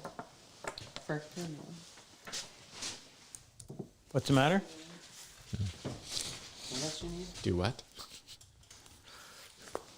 So here's some that are in the works. There's a purple heart. So that's a piece of purple heart wood. There's a Vera wood one. The brass hasn't been buffed yet, just turned. There's one made out of pink ivory. Well, let me see that one again. That wasn't appearing pink on camera. That's better. Here's a bird's eye maple. And here's one that is black and white or moon? Moon. Moon Well, ebony. Yeah. Spelled M-U-N. Yeah. Oh yeah, thank you. So here's the Cosmanized one. No. No, here's the RobCosman one. So this is the swanstone. So we drill it out, we glue that in, and then we turn it, buff it, polish it up. And it has a different cutter. And it has a cutter that we have made for us. Paul, our go-to guy in Ontario, has these made for us, and it's a much more robust cutter. Paul, by the way, who's usually on, Paul Hayton, is our resident genius. So a lot of the stuff that we make, I get the idea, and then I start talking to Paul. And poor guy, he has to tolerate trying to explain stuff to me, and I don't grasp it very quickly. But we eventually come up with a great solution. I think about the dovetail trainer for teaching people how to learn that angle on their dovetails. That I had the idea, Paul executed it, and it just came out to be a winner. Wow. And Paul makes our adjusters. What else do we get from Paul? Paul essentially designed our mortise gauge, which I think is the best mortise gauge out there, most accurate. Lots of stuff. Well, we're always working on new ideas with him. All of the geniuses we know are in and around the Lake Ontario area. It seems to stop on the Canadian side. It doesn't make it to... It doesn't make it into northern New York. That would be where Super Dave lives. Go ahead, next, Frick. Yeah, Super Dave's pretty upset that he didn't get maple syrup in his package. Oh. No, it's only for paying customers. Okay, He's on a sugar-restricted diet. All right, Norm Olson And Norm? from Canada. Doesn't say where. Wow. 2 Canadians in a row. Big country, yeah. Norm Olson asked what brand of panel saw you recommend. Good question. Well, they're...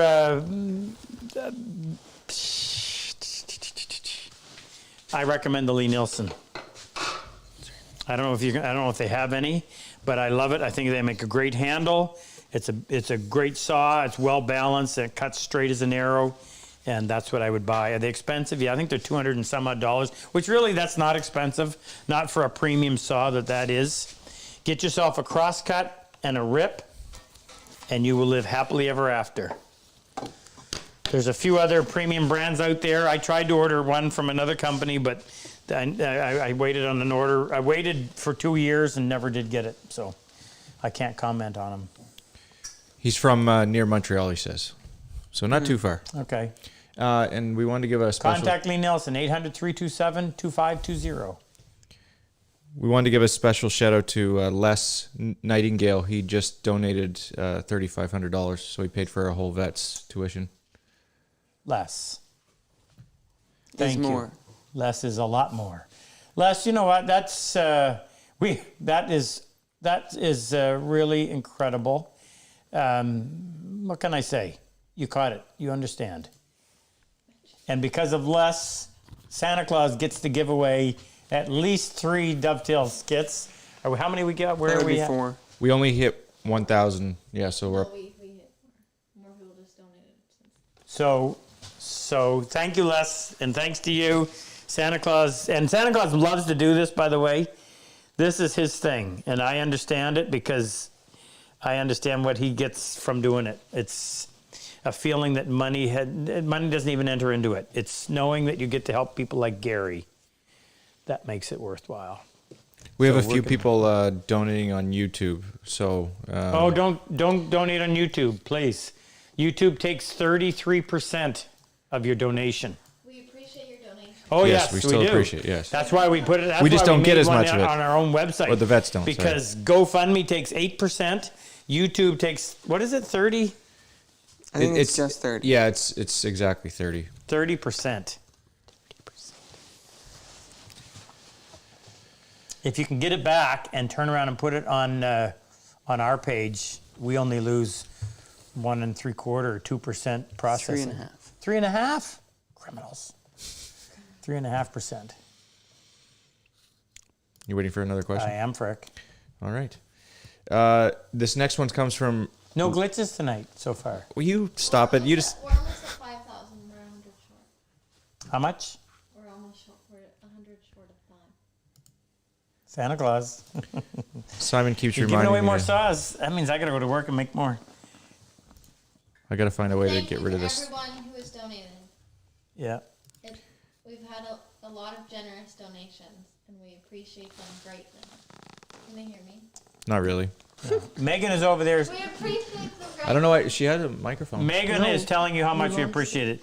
But I who lost really appreciate well, we appreciate it, but it's just too bad everybody couldn't be here to witness the week because you would be a different person as a result. And I think of I've had numerous civilians come to me afterwards and tell me what they thought. And it is heartwarming. Really incredible. Go ahead, Frick. All right. This comes from Richard Efting in Discovery Bay, California. Richard? And he wants to know, when would you choose to use a cabinet card scraper instead of a hand plane? Well, there's a couple of reasons. And Jake and I, Luther did by the way, our YouTube channel, if you've noticed, has grown and changed, and that's because the Colonel has taken over, and I can't say enough about what he's done. It's taken a little effort and made it a huge effort, and the success of it is going through the roof. So we did a video recently on planing figured woods and how to control tear out. And of course, the question of scraper planes or scrapers kept coming into it. But we could not find, or we had a very difficult time finding a piece of wood that we could not hand plane to perfection. So if you can get a picture, get a look at this, Jake. This is a piece of white oak, and the grain is essentially going down and then coming up. So when you plane it, you cannot plane it without going against the grain at some point. So can you see all those tears? Mm-hmm. So without doing anything to the plane, because the idea is we were going to use an increased pitch, a high pitch blade, we were going to close the throat down. But in most cases, all we had to do was use a sharp blade with a very light setting. And we took those deep tears and we made it flawless. And we turned it around and we planed in both directions, and we could control it in almost every situation. It wasn't until, what was the one piece, Jake? Oh, the Redwood. The redwood burl. I'll use that as an exception to the rule. For those of you who think that certain woods can't be hand planed, I already showed you these, but now we're gonna talk about it. So here's this piece of Claro walnut was quite torn up all through here, because if you look at this, Grain's going one way, changes, going another way. It was a mess. Without doing anything other than just using a sharp blade and having a very, very light setting, meaning the blade is not projecting very far, we were able to go through and make that a flawless surface. We did the same thing on this piece of quilted maple. That was a piece of cake. Nothing to it. Just a sharp blade. Same thing on this piece of fiddle. Look at that. Look at the figure in that macaw. So what you're looking at there is the grain is changing direction about every quarter of an inch or less. And we did that just with a sharp blade. When we got to this piece of redwood burl, if you look under it doesn't look bad, but if you look under magnification, there are areas where it's fuzzy, which means it was tearing the grain. And there's nothing we could do to fix it. It's unique because it's a very soft wood. And you cannot scrape softwoods. They just will not respond to a scraper. The harder the wood, the better it'll respond to a scraper. Here's a piece of Western maple burl. Same idea, flawless. Here's a piece of bird's eye, and it came off flawless, which I knew it would anyway. So, number one, if you're not getting these kind of results, then we need to revisit your sharpening skills, and we need to adjust them. Go watch my YouTube video, 32 Seconds to Sharp, and just follow it. But here's the part that you're not going to like to hear. You have to use the equipment that I use. Why do I say that? Because if you use the same equipment that I use, and you do the same technique that I do, you're going to get the same result. But there are people who are too stubborn. They don't want to spend the money. They want to do it on a $2 budget. And you're trying to use the old stone your grandfather left you that looks like this, and you're wondering why you can't get the results. Look, you can buy your way to 80% of where you want to get. And the last 20% I can help you with by showing you my technique. But you got to step up and get the stuff that you need. Now, scraper planes. Pardon? Mrs. Claus has joined us in the chat, and she's What's she saying? she's very happy, and Santa Claus is very happy. All the donations coming in. So. I knew he would be. So here's a Jake. Where's all my card scrapers? Shoot. Well, I'll use this one, although I've modified it. If you try to scrape with a card scraper, you have no Soul? You have no soul. That's S-O-L-E. Meaning, the scraper can do this, up and down, because your point of contact is next to nothing. Now, you put that same scraper blade into a plane, and now you have a sole that will help to regulate and keep that surface nice and flat. So first and foremost, you're going to go in and use your plane to try to get the surface perfect. If that won't work, my next choice would be a scraper plane, which, as I said, holds the scraper, but with a sole to keep it from digging in one spot or another. If I had a minor flaw or a little area, I might go in with a scraper and then go in and repair that. But you go too far with this and you're going to lose your flatness. And there's a whole process of preparing these, and I'm not equipped right now to do it for you, but we will make that a topic. I'm not a huge fan of scrapers. I use them when I have to. They do have their place. Which is in finishing.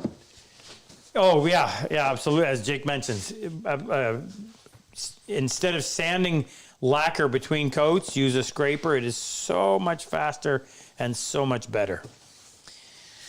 But if I can use pretty woods like this with a plane, then I would never choose a scraper. A plane is always going to give you your best surface. Next. Okay. This one comes from Adam Knott in Devon, United Kingdom. Not Adam? Yeah. Huh.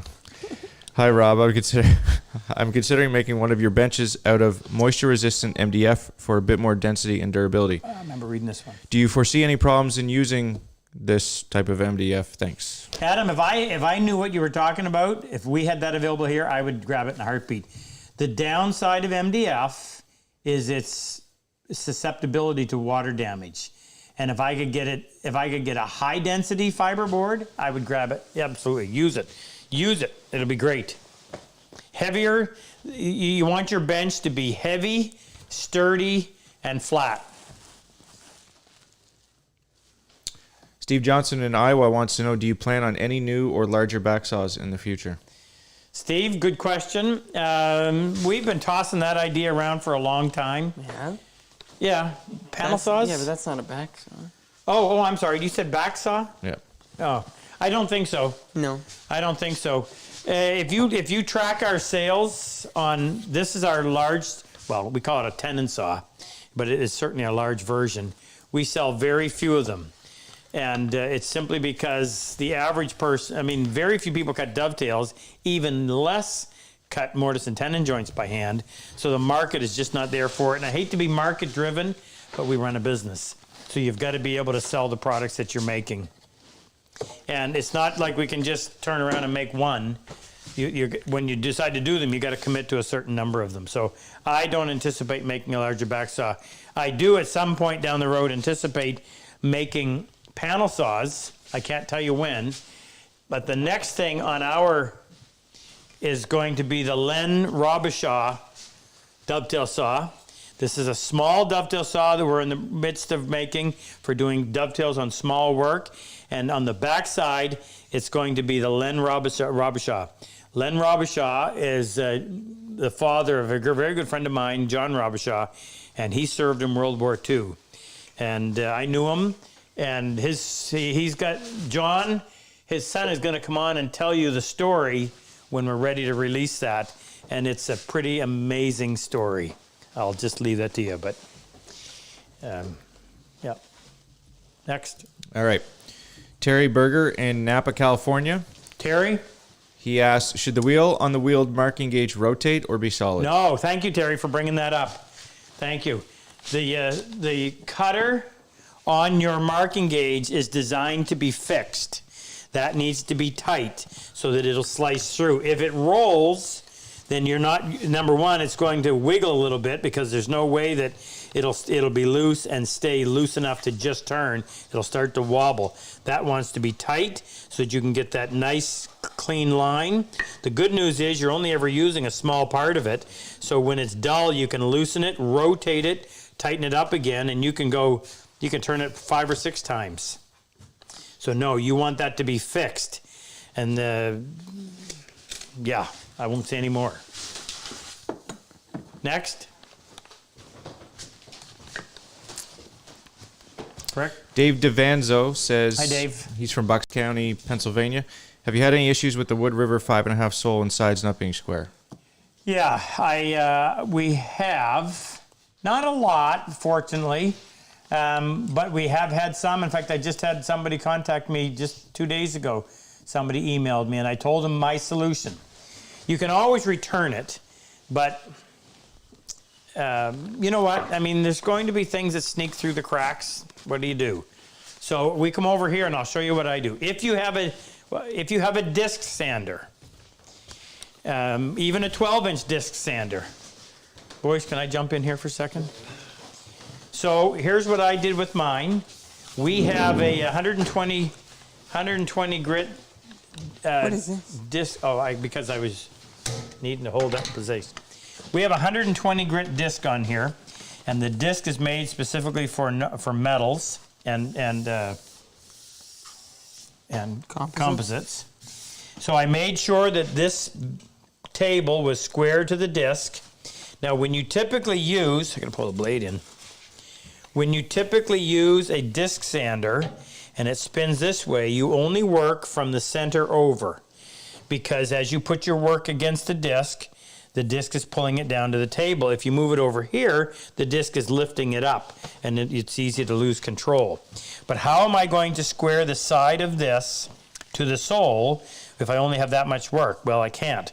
So what I do is I put it on there, and I move it forward and back, maintaining control the whole time, because remember, that's wanting to lift it up. You also have to remember this, that this is all about rim speed. So as that is turning, it doesn't move very fast here in relation to out here. So if you put something against a disc sander, a piece of wood in like this, it's going to erode out here a lot quicker than it's going to erode in there.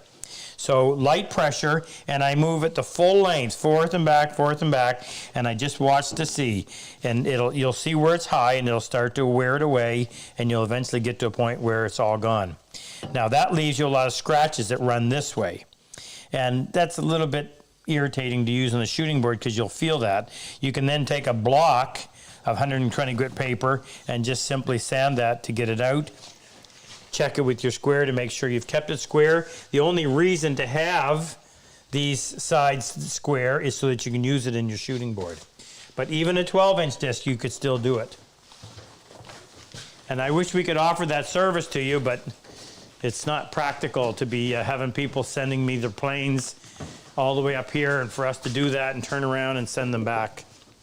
But that's how we sell Wood River planes in Canada, and we'll go through and check that, and if we've had to, we'll fix some. But it's not. I wouldn't say it's a huge issue. If it was, I would be sending a letter off to Woodcraft and saying, "Hey, smarten up." But and they're really good about it too. Any of the issues that I've found over the years, as I've sent a letter to Darren Lawrence, it always gets taken care of and it disappears. So it's a process of refining and making a better tool every year. Next. All right, Wally Cox from Monticello, Indiana. He says on your grinder you have Indiana two. wants me. On your grinder you have two CBN wheels mounted. Are they both the same grit or different? And why have two? They're both the same grit. In fact, most grinders are actually designed to have two wheels. So that's why we have two on them. But we use ours in production. That's what this mess is. Jake does a lot of the grinding. So what we've got set up right here is a jig that Willie made us. And when we designed this CBN wheel, Jake did, the other CBN wheels only had CBN on this face and on this edge. We have it on all three, and we have an 80 grit, so it's more aggressive. So this side is flat, so we flatten the ends or the flat side of our marking gauge cutters on this jig. We set it in here and we turn it against this flat spot. Now, we have various platform assemblies that we put in there to do different things for grinding the sides of our half-blind dovetail chisels. So these Jake does on there, sets it in, and the motor's in the way to get on that side. So what he'll do is have one platform assembly here and one there. He'll do this side on one side on this one, and that side on the other. I do. That's how I used to do them. Well, how do you do it? On there? Huh? Do you do the same one on both? That's No. why we went with grit on all three surfaces. Well, see, I don't do them anymore. Jake does. But that was my answer. Next. By the way, if you're having problem with grinding and you haven't discovered the CBN wheel, $180. They're expensive, but they are so worth it. They will change your entire experience with grinding. Just unbelievable. Fast, cut cool, balanced automatically. Fantastic product. Worth getting. It'll turn a cheap grinder into a great grinder. And that platform assembly made by One Way, what did we charge? $60 for it or $70? 70. It's not bad at all. And it'll turn a terrible grinder into a great one too. And you can't say that very often on a piece of power equipment. Frick? So Tom Highmore in the chat, he wants to know what our favorite... Tom, yeah, Highway. He wants to know what our favorite things are to put maple syrup on. I'm going to start. Highway? I'll start. His last name's Highway, yeah. Yeah? I'll start Wait, can I guess? Okay, go ahead. Frick's is going to be bacon. No. Oh, that's nice. Yes, my maple bacon is famous, but I actually discovered putting maple syrup on scrambled eggs is absolutely delicious. Oh, I love that. Yeah, it's really good. And American agrees. So American what? the American agrees with me. So Oh, the American. it must be good. Oh, yeah. What about you, Jake? Hash browns. Hash browns. Yeah, someone said French fries. Ah, Syrup just goes over it. just take it straight. It's one of the. Right from the It's bottle. one of the 3 main food groups: No, Super Dave's. they literally do that. candy, French corn, toast. and French syrup. toast. So I don't eat gluten, but apparently I can get away with sourdough bread. So French toast is which is eggs. So Yeah. yeah, I absolutely. I thought Wait a minute. Here's an easier question. maple syrup was a stereotypical thing until I came here and saw Rob taking shots of maple syrup. That's only when Super Dave's around. Danny Bell puts it on pizza. Oh, of course, Danny Bell would. The better question would be: is there any food that cannot be enhanced by maple syrup? Sean puts it in his coffee. Oh yeah, So no, does- and we so send does him by the Super Dave. gallon. So does Super Dave. I have to charge him while he's here. But the usual are French toast, pancakes, Ice cream. waffles. People are saying ice cream. Oh, when I was a kid, yes. We used to put maple syrup on vanilla ice cream. Oh my, that brings back good memories. Darren puts it on his steak. I gotta try that. Maple syrup on steak? Gotta try it. I put it on my bird's eye maple. Probably is a good finish. Next. Hey, All wait right. a minute, Matt. Maple syrup. Favorite food to put maple syrup on? Eggs and just pancakes overall. Waffles. Oh yeah, nobody mentioned pancakes. Yeah. A couple in the chat. Oh yeah, pancakes. Few frozen Rex. Dipping bread in it. Oh, forgot that too. So back when I used to love eating bread, just have a little bowl of maple syrup with fresh bread and dip the bread in it and eat it. Oh, that's good too. All of these are just venues for consuming maple syrup. Breakfast sausages dipped in syrup. Oh yeah. Yeah. Yeah, that's really good. Breakfast sausages. Yeah. Well, we've gotten slightly off the topic, but wood is still good. All right, give us a few more before we do our draw. I think we can take one more. Yanai Lieberman from Chester, New Hampshire. Yanai? I think that's how you pronounce it. Sorry, Yanai. Does grain direction matter on softwoods? Yes, but you folks really have to grasp this if you haven't.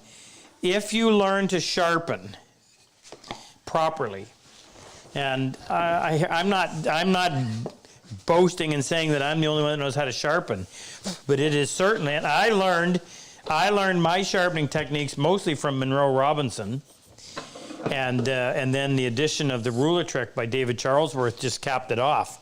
So I'm only passing on to you what I've been taught by others. But sharpening is the key, because with a sharp plane blade, you can make it do just about anything. So softwood, hardwood, I would say that planing with the grain is always going to be the preferential way of doing it, but in a lot of cases, it's not going to matter. See if I can prove that here. So I've got a piece of pine, and I've got blades set for a very fine cut.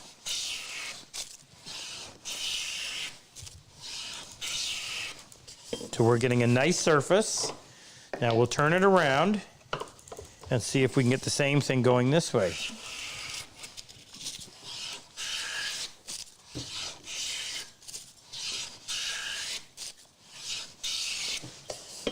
No difference.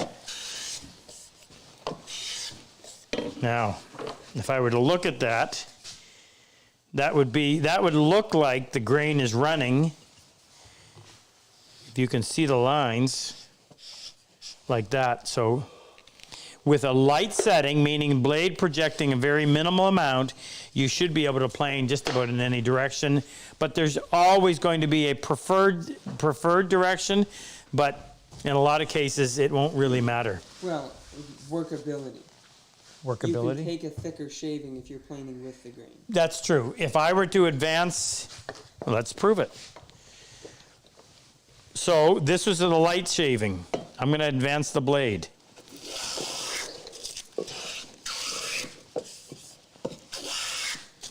So that's quite a bit thicker. In that direction, I'm still coming off okay. Fine, actually. Turn and go this way.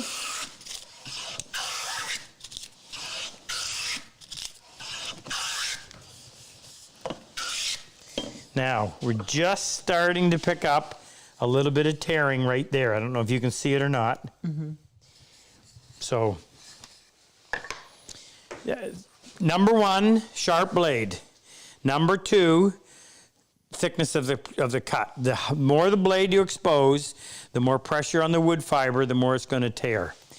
And after number 2, the distant 3, 4, and 5 are pitch, close the throat.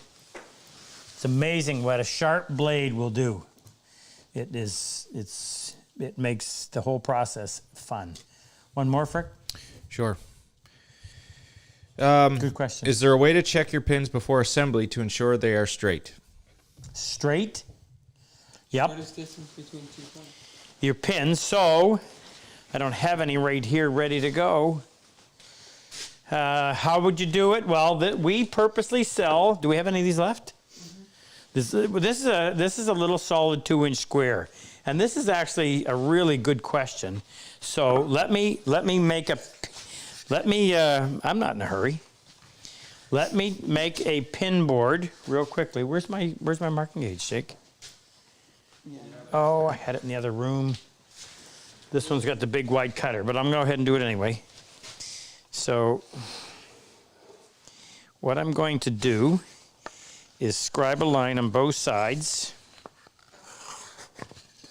Okay, now we're going to pretend, because I would always do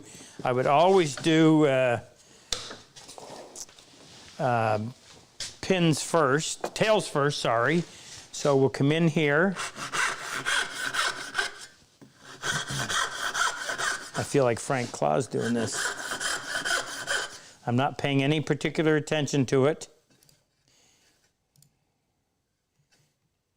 That's a pin, that's a tail. This is a pin.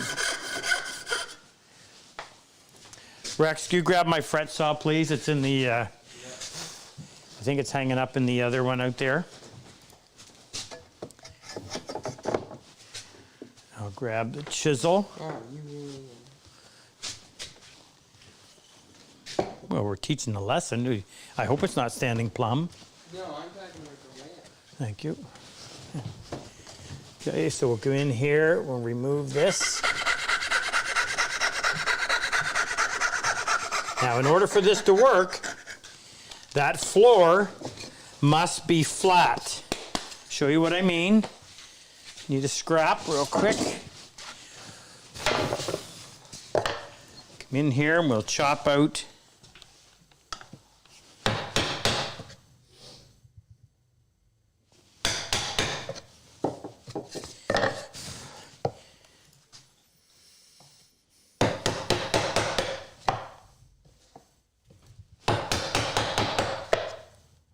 By the way, this is my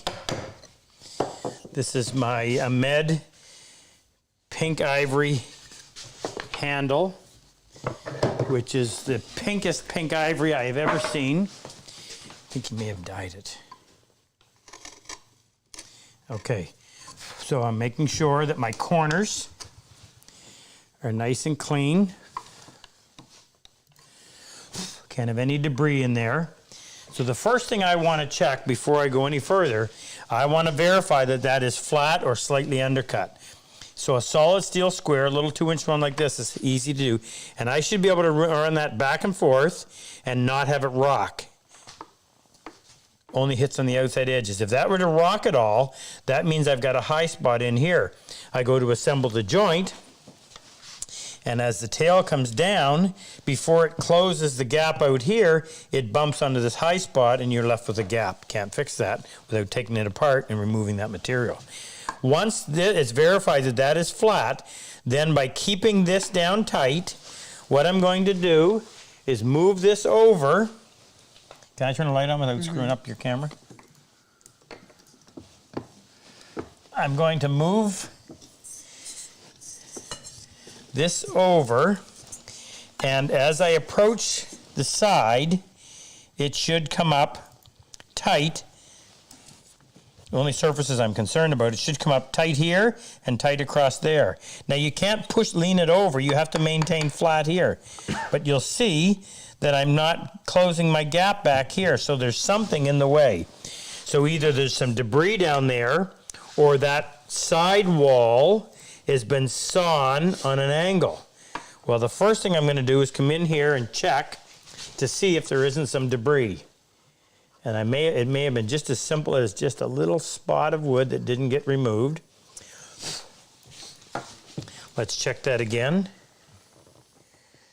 Okay, so it's not closing yet, and I can feel there's something there. So I may have to come in and actually come in here and just pare down there ever so slightly. Not out here where I'm going to see, but back in here.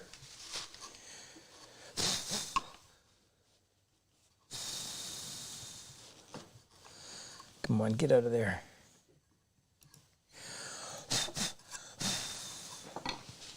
Check this again. Okay, so now if you look, that is closing tight up the face and along the top. Those are the two surfaces you're going to see. Great way to check it. Check this one while I'm at it. Move this over. Okay, now this is the opposite. See, remember I'm laying flat, but as I move over, I slope my pin. So I'm tight up at the top, but I'm going to show a gap down here. Now, unfortunately, you can't fix this because if you sawed where you were supposed to up here, the fact that there's a gap down here means you undercut. You remove material that you can't replace. Now, yeah, you can fill it with somewhat with a slice of wood, but I would just start over. Okay, but that's a great little reason to have one of these 2-inch solid. It's got to be solid here so that you've got good reference surface here to reference on the bottom, and you got a good flat surface there to use to verify that you've got a a perpendicular face here, and that one we didn't. Best way to check. Good question. Thanks for bringing that up. Show the prize again. So here's what we're doing tonight. Thanks to the clauses, Mr. and Mrs. They are providing, oh, I just turned the wrong way. For every $1,000 increment in our donations tonight, we are giving away, we're going to draw for and give away a dovetail saw. It's all neatly packaged in there. I can open it.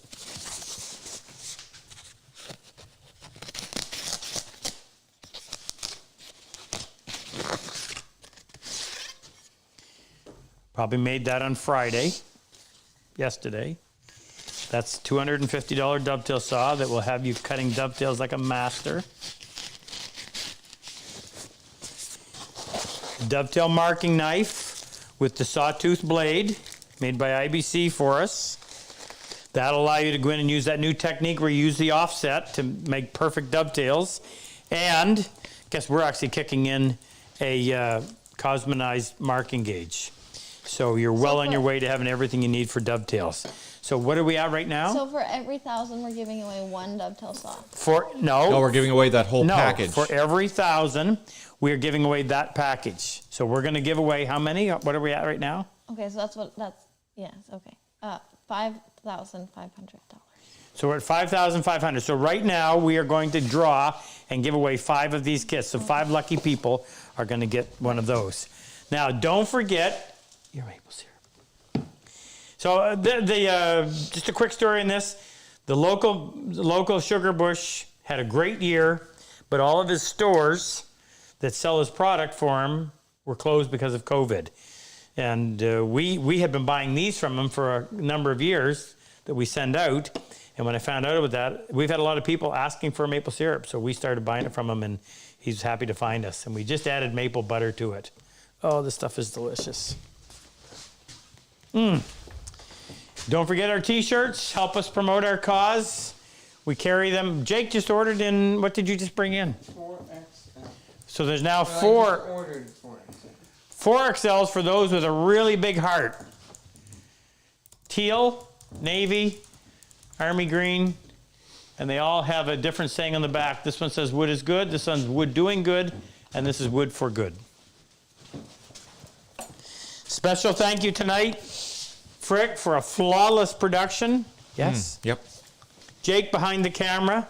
Megan over here keeping track of donations and watching for vets. Rex for running the roads for us. Super Dave for being what? Super. Super. Thanks for saving those llamas, Dave. Yes, those llamas. Hey, thank you. Orphan llamas. Orphan llamas, no doubt. Luther out in Seattle. Was Ken on? I didn't see Ken. Ken. I didn't see Ken, but Mark was on. Matt behind us for offering his moral support. Bodyguard. Yes, look at those pipes. Give a quick shot. From Rex. And Santa Claus and Mrs. Claus for being the generous donors. Thank you. Very generous. And thanks for Gary for coming on and sharing his story with us. That's great. We have one like that come in. We have one of the previous vets come in and tell the story so that you will hear it from their perspective. So Mrs. Claus just said that they're kicking in another $500, so we'll give away 6. There you go. Thank you. We'll be all here all night draw. Making sauce. All right, let's do it. Thank you. Okay, last Mr. and chance. Mrs. Claus. We didn't have Manoli tonight, but hopefully we'll get him in 2 weeks when we come back. We'll do another Q&A, and maybe we'll find something interesting to throw in terms Oh, of... Ken is here. Yeah, Ken Ken's here. is? Ken is here. Wonderful, Ken. Thank Thank you. you to everyone who donated. Yes, thank you, donors. We will try our best to bring these stories from these vets to you so that you will understand the impact of your generosity. Okay, you ready, Frick? Let's go. We're doing 6. Yeah. All right, winner number 1 is Ali Asawad from Victoria, Australia. You know what? I just sent him. I'm pretty sure we just sent him something. He ordered. Pronounce his name, Ali I'm going to say Ali Asawad. Aswad from Aussie land. Congratulations. Winner number 2 is Rich Veneman from Florida. Hey, Rich. Veneman. Winner number 3 is Carl Riley from Texas. Carl. Congratulations. Winner number 4 is Patrick Schwartz from Hamburg, Germany. Hey, Patrick. We got some long distance shipping to do. Number 5,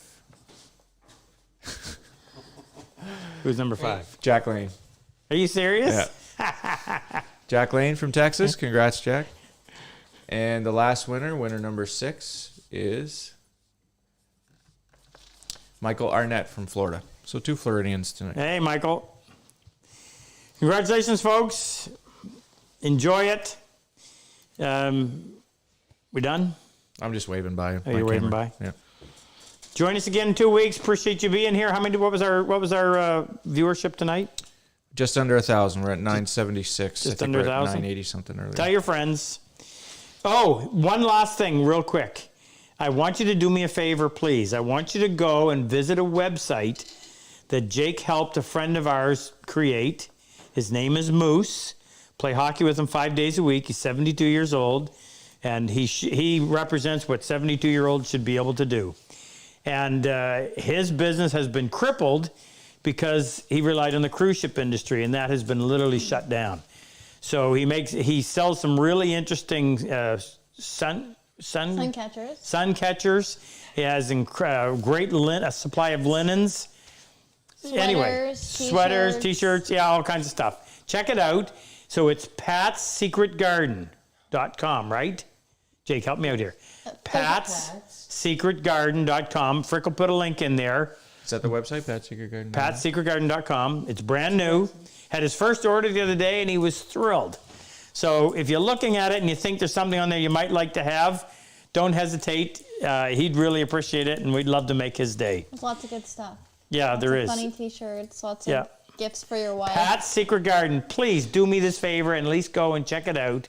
And then if you think there's something on there, forward it to somebody else that might enjoy it. But make Moose's day. He's a great guy. And don't forget, a big supporter of our Purple Heart. And don't forget to drop a like, subscribe to the channel, hit the notification bell on your way out.